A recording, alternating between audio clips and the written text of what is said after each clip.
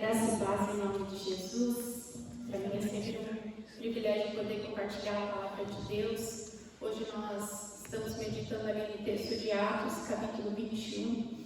E antes de fazer a leitura do texto, compartilhar o tema e caminhar por esses versículos, eu gostaria de mais uma vez orar, consagrando esse tempo de meditação ao Senhor. Pai, aqui está a Tua palavra, ela é rica, ela é preciosa, ela é poderosa. Pai, nós oramos para que nosso coração, ao encontrar com a Tua palavra, seja uma terra fértil, Senhor. Onde a Tua palavra gere, Senhor, os frutos que o Senhor quer gerar na nossa vida. Obrigado, Senhor, pelo testemunho do apóstolo Paulo, que nós temos lido, conferido, Senhor, que ele vivia um evangelho não só de palavras, mas um evangelho praticado por ele mesmo, Senhor. Em nome de Jesus, nos leva, Senhor, a esse evangelho bíblico, verdadeiro, poderoso, Senhor, para impactar vidas, Deus. Em nome de Jesus. Amém. Então, nós vamos meditar nesse texto de Atos 21, sobre o tema pronto. Paulo estava pronto, e você? Já vem uma pergunta no tema, Paulo estava pronto. Eu estou falando Paulo estava, pode ser que ao longo da pregação eu falo Paulo está, porque a gente está meditando como se a gente estivesse vivendo essa realidade aqui de Paulo em Atos 21. E a gente vai meditar em 4 pontos que o texto nos aponta que Paulo estava pronto. A gente está vendo que Paulo está se encaminhando para Jerusalém. A gente sabe o que Jerusalém representava naqueles tempos. Hoje em dia, se eu falasse assim, e aí, alguém quer ir para Jerusalém? Quem quer ir para Israel? Vamos fazer uma caravana para lá? Hoje em dia, muitos cristãos se dirigem, mas o propósito de Paulo se dirigir para lá era muito diferente dos propósitos dos cristãos no nosso tempo. Paulo se dirigindo para Jerusalém representava muitas coisas, assim como representou para o próprio Senhor Jesus, sair da Jerusalém. E como primeiro ponto, eu quero colocar aqui esse ponto de que Paulo estava pronto para testemunhar. Ali no capítulo 21, a partir do versículo 17, diz assim: Tendo nós chegado a Jerusalém, os irmãos nos receberam com alegria. No dia seguinte, Paulo foi conosco encontrar-se com Tiago e todos os presbíteros se reuniram. E, tendo saudados, contou minuciosamente o que Deus fizera entre os gentios por seu ministério. A gente viu, não só nesse trecho, eu coloquei isso para a gente meditar, que Paulo estava pronto para testemunhar, porque toda a Escritura mostra Paulo pronto em todo o tempo para testemunhar, para pregar. Onde Paulo estava, havia ali um testemunho. E quando ele chega em Jerusalém, não é diferente. A igreja se reúne, todo o presbitério se reuniu para ouvir Paulo, e Tiago estava ali. Esse Tiago, nós sabemos que era Tiago, irmão de Jesus, filho de Maria, filho de José, e esse Tiago ali está junto com todo o presbitério para ouvir o testemunho. E Paulo ali chegou de viagem, no dia seguinte ele estava ali para testemunhar. Isso serve para nós de lição, essa disposição de Paulo para testemunhar. Se ele era preso, ele testemunhava na prisão. Se ele estava preso, ele escrevia a carta testemunhando, falando, exortando, admoestando a igreja. Paulo, ele falava, e olha aqui o testemunho dele minuciosamente. Na semana passada, o Andrei pregou aqui de Paulo entrou e falou assim que ele falou largamente, discurso até meia-noite, se prolongou o discurso, depois caiu aquele eutico ali, aí ele levantou e vamos lá, e continuou até a madrugada fora. Então ele sempre estava disposto. E a Bíblia fala que o nosso coração, a nossa boca, ela fala que o coração está cheio. O coração de Paulo estava cheio do quê? A palavra de Deus. Eu vou falar. E ele estava ali indo para os últimos momentos ali, onde ele tinha aquela liberdade de falar, e ele aproveitou essa liberdade. E o testemunho de Paulo, diante do presbitério, diante ali de Tiago, ele gerou uma glória para uma pessoa muito especial, não para ele mesmo.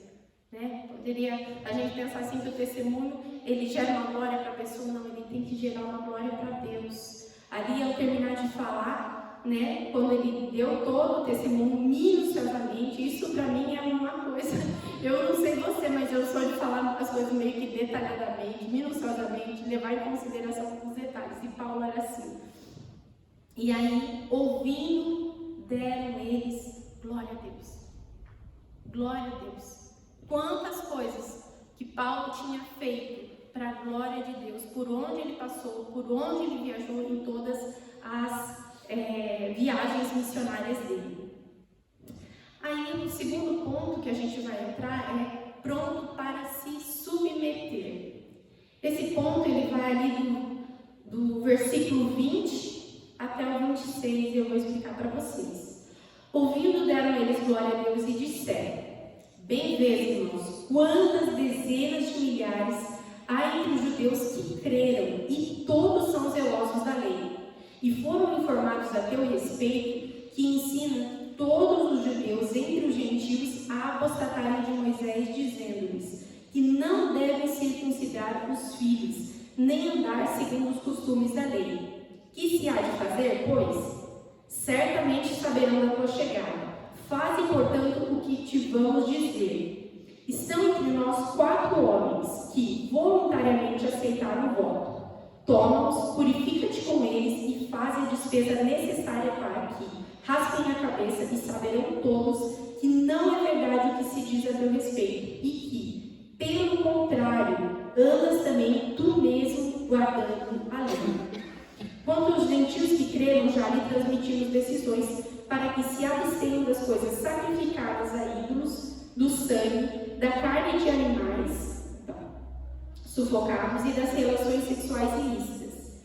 Então Paulo, tomando aqueles homens, no dia seguinte, tendo se purificados com eles, entrou no templo, acertando o cumprimento dos dias da purificação, até que se fizesse a oferta em favor de cada um deles. Vocês sabem, irmãos, por todas as cartas que a gente vê, o que Paulo falava, o que Paulo cria a respeito, por exemplo, aqui ele estava falando assim, primeiro, vamos construir esse texto desde o início ali. O que os apóstolos falaram ali, Tiago e os presbíteros? Bem vês, irmãos, quantas dezenas de milhares há entre os judeus que creram. Então, Paulo, nessa chegada ali de Jerusalém, o que ele encontra? Ele chegou no Pentecostes e estavam muitos, incontáveis judeus ali naquele meio. Então, tem muitos judeus, e muitos judeus estão crendo em Jesus. Só que, observe, eles são o quê? Zelosos da lei. Então, ele está dizendo assim, todos são zelosos da lei. Então, essa palavra zeloso diz assim, que arde em zelo. É usado também quando fala zelote, usado para descrever Deus como zeloso de qualquer rival, severamente reivindicando o seu controle. Então, quando ele está falando assim, mas os judeus aqui, eles creem em Jesus, só que eles são o quê? Zelosos. Zelosos da lei. E por aí está dizendo que você não observa a lei e você leva outras pessoas a não observarem a lei. Antes deles perguntarem para Paulo se isso era verdade ou não, eles falam, faz o que a gente vai te dizer. O que você tem que fazer? Tem 4 homens aqui que eles vão passar por um ritual de purificação. Você vai entrar com esses homens nesse ritual de purificação e não apenas isso, você vai pagar por essa purificação. Você está entendendo, Paulo? E o que Paulo faz? Mesmo ele entendendo que a graça de Cristo era suficiente para purificá-lo, que a graça de Cristo era suficiente para salvá-lo, bem como os demais, eles estão em Jerusalém, ele se submete. A gente podia aplicar para os dias de hoje, a gente pensa assim, eu vou numa igreja, a igreja tem usos e costumes, eu vou lá, coloco uma saia e me submeto. Mas isso era muito mais, a gente podia falar assim, isso daí não me custa nada, me submeter a isso, mesmo que eu saiba que isso não me salva.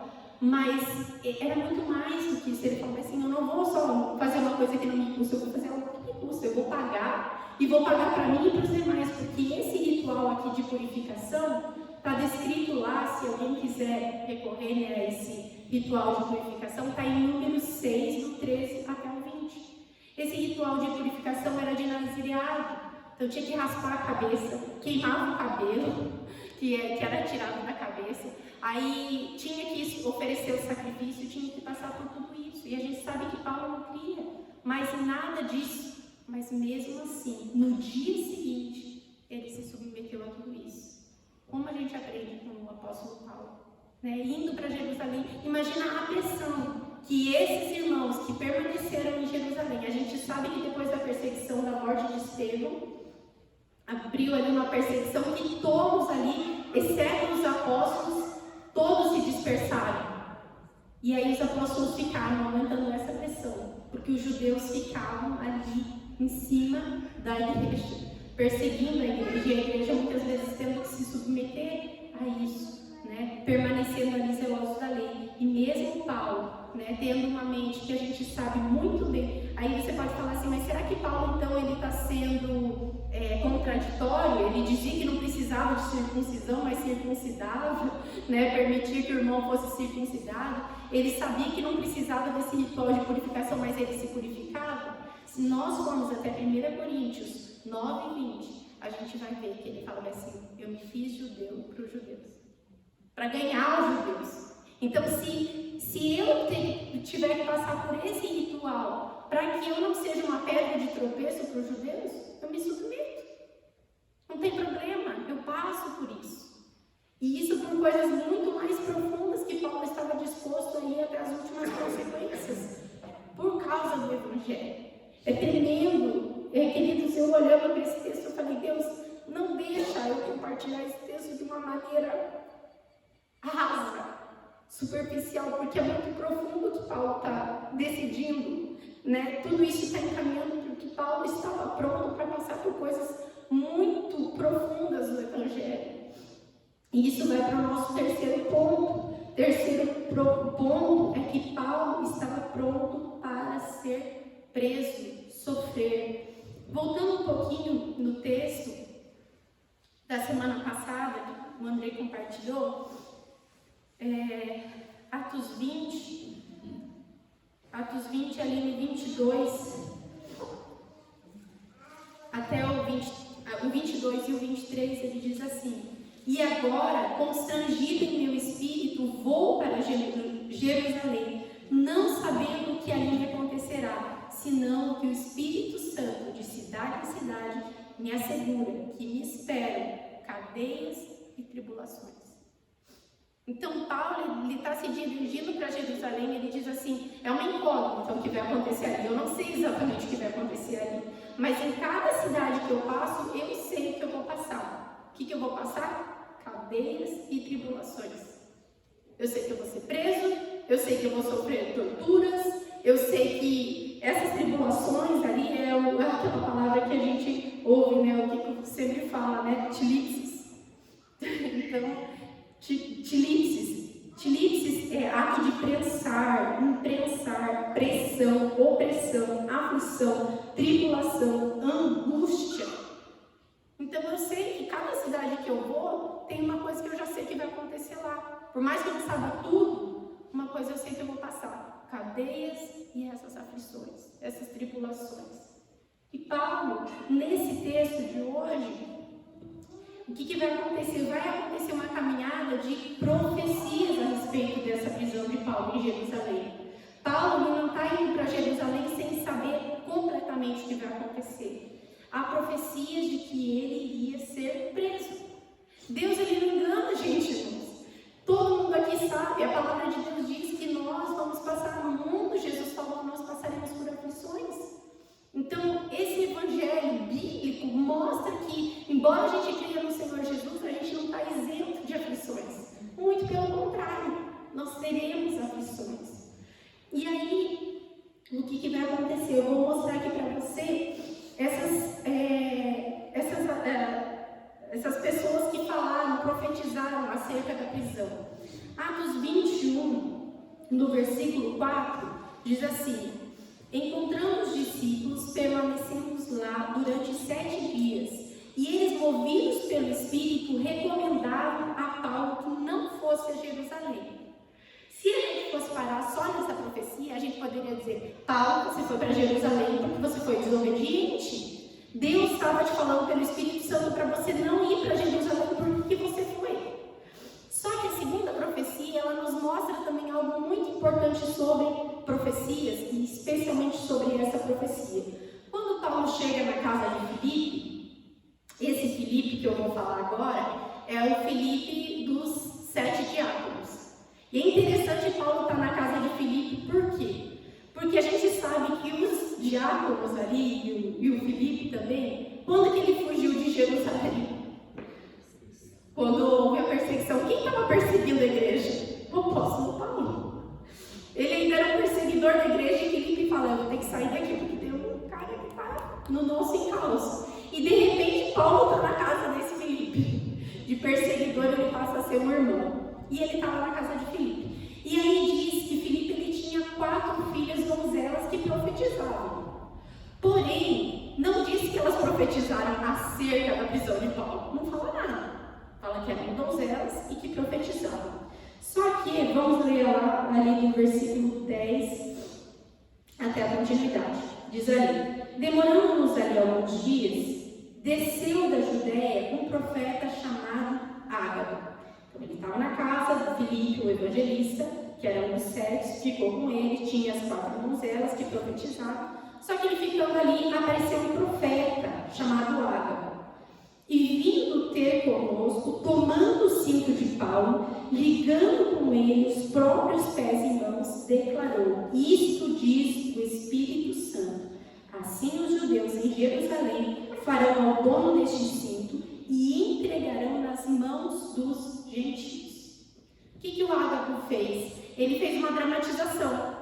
Ele não simplesmente fez assim uma profecia, ele falou. Ele pegou o cinto de Paulo, amarrou aquele cinto nos pés e nas mãos e ele falou assim, assim vão fazer com o dono desse cinto quando chegar em Jerusalém. As pessoas ali ouvindo isso tiveram uma reação. Vamos ver ali. Versículo 12. Quando ouvimos essas palavras, tanto nós como os daquele lugar, tanto nós é porque é Lucas que está escrevendo. Então, tanto nós, todos aqueles que estavam na casa, Lucas, as donzelas ali, Filipe e tal, tanto nós como os daquele lugar, rogamos a Paulo que não subisse a Jerusalém. É interessante porque nessa parte mostra essa divisão. Existe a palavra profética que vem e existe a nossa emoção, não existe? Ali no primeiro fala assim, movido pelo Espírito Santo, disse, não, recomendamos que você não vá a Jerusalém. Agora, nessa palavra profética, mostra essa divisão. Muitas vezes vem uma palavra profética, a gente já não diz o que deveria ter sido feito. Aqui estava dizendo, isso farão. Era uma coisa certa, vai acontecer isso, não era se você for a Jerusalém. Paulo já estava determinado a ir a Jerusalém, mesmo sabendo que ele seria preso. Contudo, ao receber aquela palavra profética, os irmãos ali, claro, emocionalmente abalados. Cada prisão de Paulo é uma coisa terrível. Não é uma prisão que simplesmente você passa a vergonha de colocar uma algema e entrar num camburão e sair por aí direto para uma delegacia, para uma prisão. Não era. Era espancado. Paulo, ali na prisão, em Atos 14, no versículo 19, ele foi dado por morto. Imagina a situação. Porque cada prisão de Paulo, os homens aproveitavam para pegar Paulo. O tanto que pudesse. Era apedrejado, era linchado, era uma situação horrível. Então, quando eles souberam da profecia, isso farão, quando você chegar ali em Jerusalém, eles falam, Paulo, não vai. Deus está alertando para você não ir. Então, muitas vezes, isso é uma conclusão nossa. Deus está mostrando não significa que é para a gente desviar o caminho. Muitas vezes significa que é para a gente ir mesmo sabendo que a gente vai sofrer. E aí ele diz ali, Paulo com Silas, né? A gente sabe, Atos 16, 19. E aqui em Atos 21 vai mostrar como foi a prisão de Paulo. Quando os judeus que saíram ali da Ásia, entram ali em Jerusalém, encontram Paulo e falam, esse daí. Ele está aqui, ele está profanando, ele está fazendo isso, e rapidamente eles pegam Paulo a ponto de quase matar Paulo novamente. Então, prisão para Paulo representa isso, sofrimento. Não é simplesmente perder a liberdade, é sofrimento. E os irmãos, é claro, porque o nosso emocional não quer passar por sofrimento. Então a gente pensa, Deus está mostrando para a gente fugir do sofrimento. Só que muitas vezes Deus está mostrando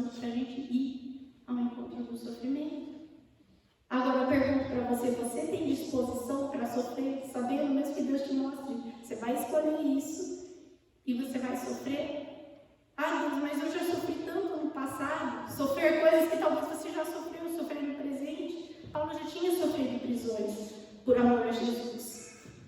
E Paulo, ele vai dizer para os irmãos, ele fala assim, olha o que ele responde, versículo 13. Então ele respondeu: que fazeis chorando e quebrantando meu coração? Pois estou o quê? Pronto. Pronto para quê? Não só para ser preso. Não só para passar pelo que eu já passei por amor a Jesus. Eu já fui preso. Mas eu estou pronto para ser preso novamente, se é isso que o Senhor tem para mim em Jerusalém. Eu estou pronto. E esse pronto de Paulo não é o pronto de Pedro. Pedro não falou para Jesus: estou pronto para morrer, estou pronto para sofrer, estou pronto para... Só que ele não estava. Só que quando Paulo fala, eu estou pronto, é porque de fato ele está pronto. Ele está pronto. Se preciso for sofrer, se preciso for perder a minha liberdade, eu estou pronto. E isso é tremendo. Por quê? Queridos, eu quero falar para você a respeito dessa prontidão de Paulo para sofrer. E não só pronto para sofrer, mas como diz o quarto ponto aqui, pronto para morrer. Essa disposição de Paulo não é o que as pessoas chamam por aí de masoquismo. A pessoa gosta de sofrer, a pessoa tem prazer no sofrimento. Não é isso. Paulo, ele tem prazer nos sofrimentos, nas tribulações. Por quê? Porque ele sabe o que resulta o sofrimento dele, a prisão dele. A prisão dele, com Paulo ali, Paulo e Silas lá na prisão, resultou a libertação do carcereiro e da família dele. Resultou em salvação. Então é por causa da causa que ele aceita, que ele se submete a sofrer. Nós todos experimentamos uma libertação maravilhosa em Jesus. Cada um aqui teve áreas da sua vida em que você foi liberto, e você pode falar glória a Deus. Quando a gente fala de libertação, para nós é prazeroso, é maravilhoso. Jesus me libertou. Você sabe onde você estava, do que Jesus te libertou. Paulo sabia do que o Senhor tinha libertado ele, de toda aquela religiosidade, de toda aquela perseguição, de todo aquele ódio, mas ele está pronto para ser preso para que outras pessoas sejam livres. E isso chama-se martírio. Eu estou sofrendo por uma causa, por uma razão, para que outros possam ser livres. Então, se eu sendo preso, eu sei que o carcereiro e sua família vão ser salvos, vão ser livres, eu aceito ser preso. Era isso que ele estava dizendo aqui. Então eu me sujeito. Por isso que quando ele fala assim, eu me sinto constrangido no meu espírito, que foi o que eu li ali em Atos 20, eu me sinto constrangido no meu espírito a passar por essa prisão. Porque o Deus, ele não obriga a gente a passar por sofrimentos, mas ele mostra que se a gente continuar nesse caminho, a gente vai passar por sofrimentos. Mas se o meu sofrimento, ele representa libertação e salvação para outros, eu me sujeito a passar. Por isso que eu me sinto constrangido. Entende o que é o constrangimento de Paulo? Ele sabe o que representa, então ele está disposto. Tanto que quando Ágabo profetiza, ele está dizendo, isso farão, ou seja, já estava determinado, isso vai acontecer, você vai ser preso.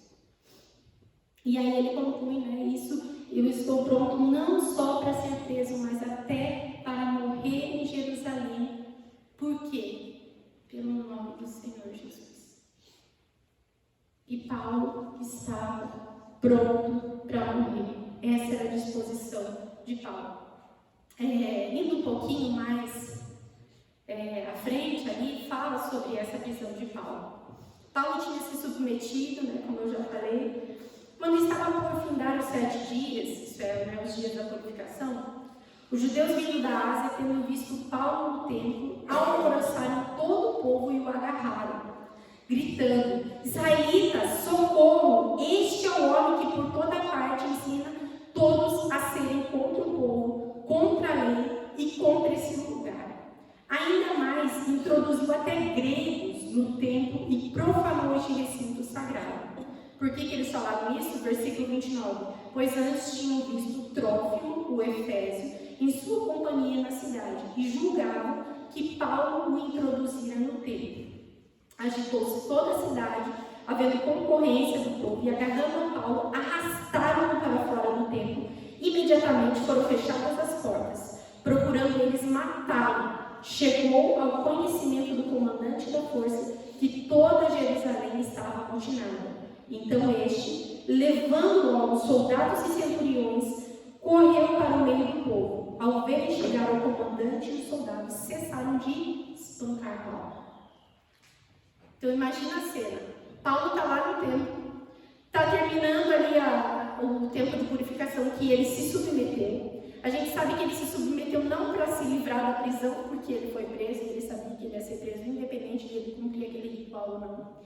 Acerca dele, aqueles judeus que tinham saído da Ásia, Paulo também tinha saído da Ásia, né? Ele tinha pregado lá na Ásia e tudo, mas ele estava vindo da Ásia para esse local. E os judeus estão falando assim, esse Paulo, ele está lá, ele está por tudo que é lugar e ele está falando contra os costumes, ele está falando contra a lei, ele está pregando uma série de coisas. E porque ele tinha sido visto conversando com o Trófimo, ele já pegaram e falaram assim, esse cara está introduzindo gregos dentro do templo, coisa que nem era verdade. Isso sim, é claro, seria uma profanação para o judeu. Levar uma pessoa grega, porque dentro do templo só podia entrar judeus. Mas Paulo não fez isso, só que ele está sendo acusado, espancado, humilhado, né? Aconteceu justo na época do Pentecostes isso, ou seja, Jerusalém estava lotada de gente e Paulo está aqui pronto para ser preso e pronto até para morrer no nome do Senhor Jesus. Às vezes quando a gente lê o livro de Atos, a gente pensa que essa questão de prisão e essa questão de morte por amor a Jesus é uma coisa lá do passado. Infelizmente, se a gente não souber entender e aplicar de que existem pessoas que são presas e mortas nos nossos dias, a gente vai pensar que é coisa lá do tempo passado. E existem pessoas no tempo de hoje que estão sendo presas e morrendo por amor a Jesus. Ir para Jerusalém não é comprar comprar uma passagem e ir para um lugar onde você vai ver, ter lindas experiências com Deus. Ir para Jerusalém é como se a gente saísse daqui e comprasse uma passagem só de ida para a Coreia do Norte, para pregar o Evangelho. Seria como se a gente saísse daqui e comprasse uma passagem só de ida para o Afeganistão, para pregar o Evangelho. Paulo estava voltando para o povo dele porque ele sabia que ainda, ele falou assim que o desejo dele, em Atos 20 ele fala que o desejo dele, que ele não considerava nada a vida dele preciosa, mas que o desejo dele era cumprir a carreira. Ele de fato era um seguidor de Cristo. Queridos, a gente pode cantar no domingo, quero ser como Jesus, mas e na hora da aflição? E se isso custar a nossa vida? E se isso custar a nossa liberdade? Nós estamos dispostos a encarar isso por amor a Jesus?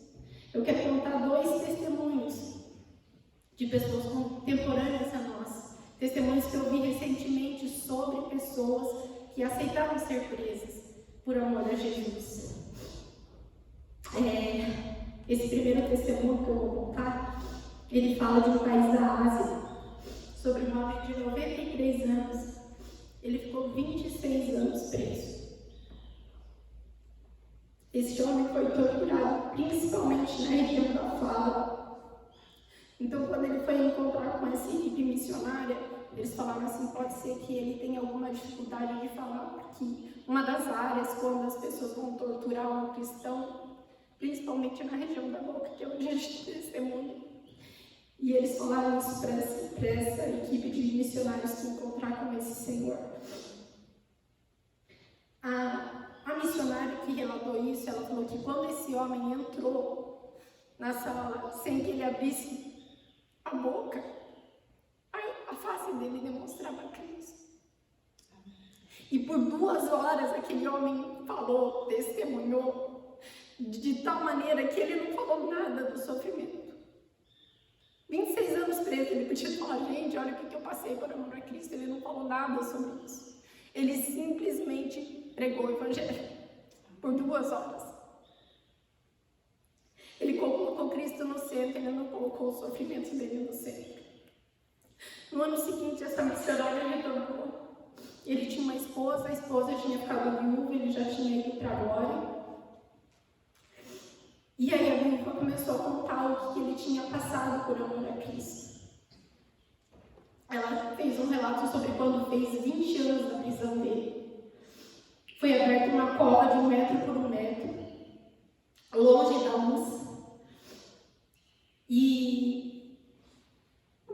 eles fizeram assim, como fez 20 anos para ele, como uma correção pela postura dele de não querer negar o Evangelho. Ele foi mantido de joelhos por 6 meses dentro dessa cova. As fezes eram retiradas, ele recebia água e alimento para permanecer vivo, para sofrer, né? Não era só como uma sobrevivência. E sempre a oportunidade de ser livre caso recorresse daquilo que ele confessava como fé. Quando ele foi retirado dali, ele estava tão debilitado que ele desaprendeu a andar. Ele chegou ali 6 meses de joelho, ali longe da luz. Quando retiraram dali, ele não conseguia se sustentar de pé. Tal era a situação debilitada que ele se encontrava. Como uma tentativa de fazer com que ele desistisse da sua fé, bem como fosse dado relato para a igreja que ele pertencia de que não valia a pena servir a Cristo, foi dada autorização para que o seu filho visitasse. O filho dele, quando ele foi preso, tinha 6 anos. E atualmente ele estava com 26 anos. Quando o filho dele chega, a situação financeira da família era tão grande, tão situação precária financeira deles, que para ele ir visitar o pai dele, ele teve que buscar umas vestes que eram da própria mãe, para ele poder visitar o pai. E quando ele chegou ali e olhou aquela situação do pai dele, ele falou assim: pai, não vale a pena, pai, nega, depois você acerta com Jesus. Depois você resolve isso, pai. Vamos sair dessa situação. E no primeiro momento ele não reconheceu que era o filho. Imagina você ver teu filho com 6 anos e aí depois você vai ver com 26. Ele não reconheceu, ele ficou quieto. Quando ele viu que era o filho dele, olha o que ele respondeu: sim, eu amo a mensagem da cruz. Até morrer eu vou proclamar. Levarei eu também minha cruz, até por uma coroa trocar. E isso não foi apenas um hino, foi algo que ele falou e custou mais 6 anos de prisão. E foram que completaram os 26 anos de prisão desse homem. Esse é o Evangelho. Disposição para sofrer, mesmo que custe. Muitas vezes você pode falar assim: Deus, eu não estou aguentando nem o que eu estou passando. Talvez você pense isso e olhe como eu me olhei e falei: Senhor, às vezes as situações tão pequenas que a gente sofre, a gente considera grande. Mas há uma glória, uma graça que é reservada quando a gente permanece. Há algo sobrenatural que acontece a vidas que se convertem através dos nossos sofrimentos, da nossa perseverança em Cristo. E o segundo testemunho que eu quero te contar era também sobre um outro homem que havia sido preso 7 vezes. E aí essa equipe também, né, foi conversar com ele, essa equipe de missionários, e eles perguntaram assim: como é que você fazia para perdoar os seus torturadores?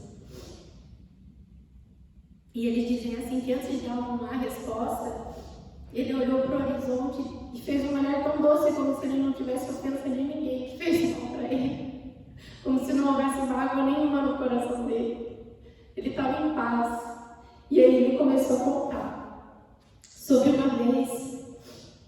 Ele relatou uma das suas prisões e ele disse assim que ele estava preso, pés e mãos amarrados, e 2 soldados se revezavam, segurando a cabeça dele e fazendo perguntas a respeito da sua fé. Quando ele respondia, os joelhos dele iam na direção da boca, isso durante 2 horas, e não era permitido ele cuspir nem o sangue e nem os dentes que estavam quebrados. Então eles faziam com que a boca dele ficasse fechada e davam, cada vez que ele afirmava a fé dele, eles davam joelhadas na boca dele, iam se revezando, fazendo perguntas, e quando ele reafirmava a fé, era isso que ele sofria. Então, por diversas vezes, ele desmaiava. E aí eles animavam ele para o quê? Para torturar ele novamente. Por várias vezes essa sequência aconteceu. Quando teve um intervalo, ele despertou sozinho e ele falou: Jesus, eu não consigo mais. Ele já estava no limite dele e ele disse que ele precisava da ajuda de Deus, da ajuda de Jesus. E ele ouviu a voz de Jesus dizendo: a mesma graça que estava sobre mim para perdoar e amar os que me levaram para aquela condição de cruz está sobre você. Ame esses homens. E quando Jesus terminou de falar isso para ele, ele disse que um amor de Cristo inundou a vida dele ali naquele momento, que aquele homem, aquele soldado foi voltando na direção dele. Ele se levantou, olhou para aquele soldado, um amor que ele disse assim, que se meus braços não estivessem presos, eu teria abraçado aquele homem como quem abraça um filho. Tal era o amor de Cristo que estava sobre ele. E quando ele fez isso, o soldado viu aquela reação, olhou para ele e disse: não me olhe desse jeito. Eu não aguento esse olhar. É o olhar de Cristo. Esse soldado caiu de joelhos e falou: fale-nos sobre o seu Deus. Queridos, é essa graça que estava sobre a vida de Paulo, sobre a vida desses homens contemporâneos nossos. E essa graça que está sobre as nossas vidas. Está difícil, aguenta, irmão. Há uma graça a pessoas que serão tocadas através do seu testemunho. Há algo sobrenatural que acontece quando o cristão aceita padecer. Por isso que Paulo fala: eu me sinto constrangido, eu vou para Jerusalém. Então hoje você pode decidir. Talvez você não se sinta tão pronto como eu não me sinto pronto. Eu falei: Senhor.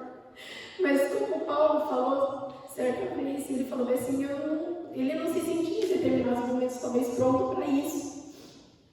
Mas prossiga para o alvo. Aguenta o sofrimento que você está aguentando.